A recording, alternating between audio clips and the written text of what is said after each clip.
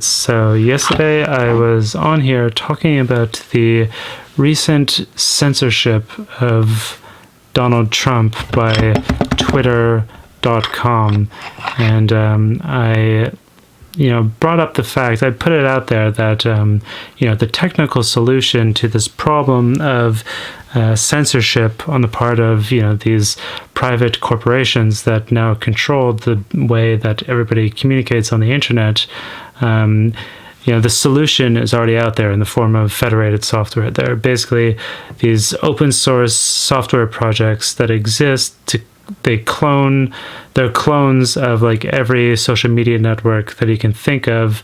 They're all federated, so one network going down doesn't affect the actual network as a whole. They are very resistant and to like censorship in that way. You can't really take that. It's kind of the same principle as BitTorrent, if you know anything about that. Anyway, just go watch that video. I don't want to repeat myself.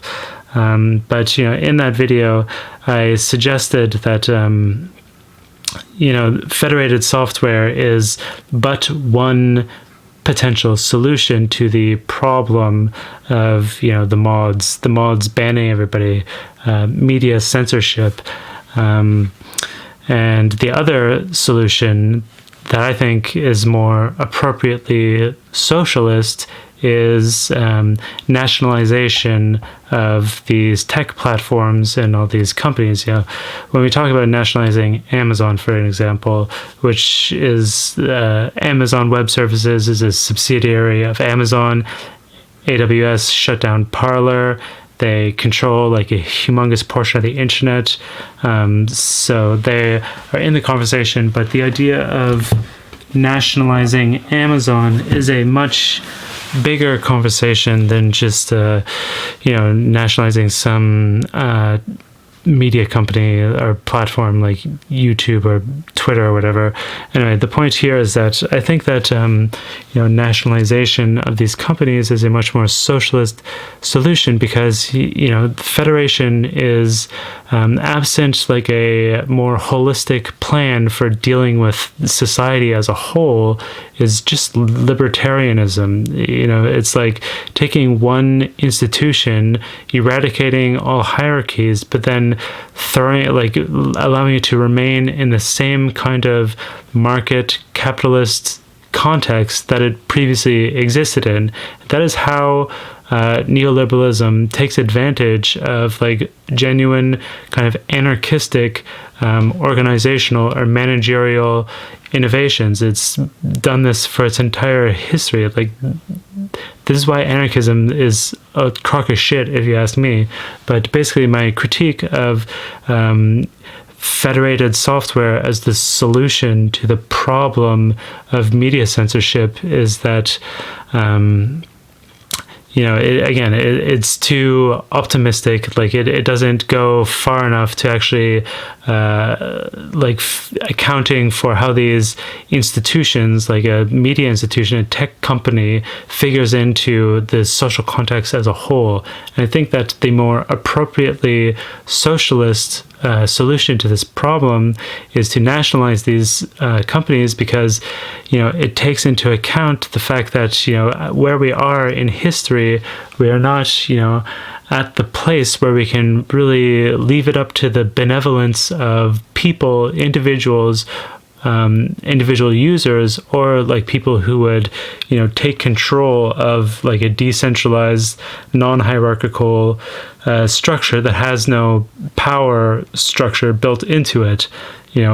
If we allow that to happen, then the wrong kinds of people are going to take control of it, basically, and use these institutions to gain more power for themselves and to continue to oppress others.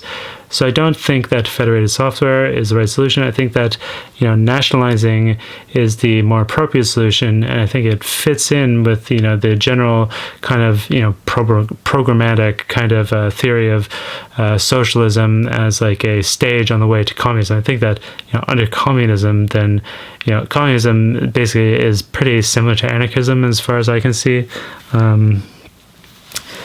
So, in that kind of society, when we've actually managed to abolish the value form and there's no longer money, and it's like we've eradicated all bourgeois ideology, then, sure, then you can like federate software and leave it up to the people. Like, there won't be any state to need to mediate between people in society.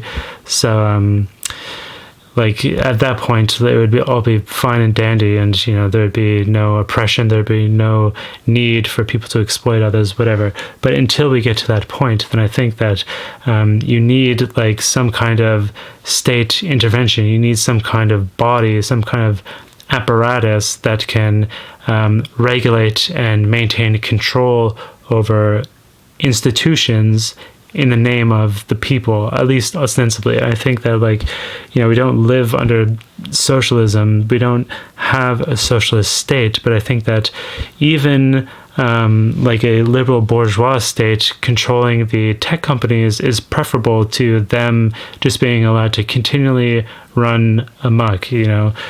Even that little bit of state intervention on the part of a state that does not have the working class interest in mind, would be better than just full anarchistic market nonsense.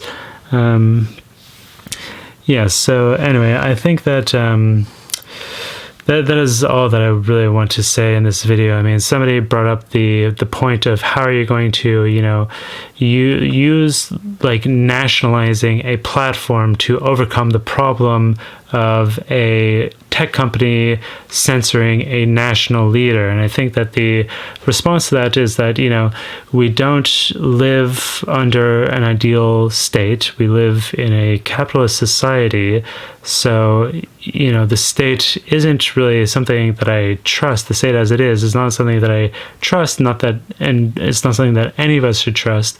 But at least if it is under some kind of like ostensibly public control, these tech companies, if they're under some kind of ostensibly public control, if they're like, if there's like a distinct like set of standards and like protocols by which the people can, democratically effect and decide the path that these companies take and, their policies, then that is how you're going to, overcome this challenge. Anyway, that's all I want to say. I kind of ran out of steam because I had some technical issues with my camera and had to record this 3 different times. But yeah, I'm interested to hear what people think about this, and if anybody has any feedback, you can just leave a comment, and I'll see you next time.